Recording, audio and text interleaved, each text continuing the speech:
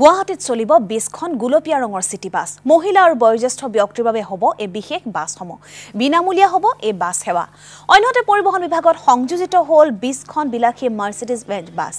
এই নতুন বাছখনৰ ফ্লেগ অফ কৰে মুখ্যমন্ত্ৰী সৰ্বানন্দ সোণোৱালে পল্টন বজাৰ আৰু বিমানবন্দৰৰ মাজত চলিব এই 5খন বাছ আৰু বাকি বাছসমূহ ৰাজ্যৰ বিভিন্ন প্ৰান্তত চলোৱা হ'ব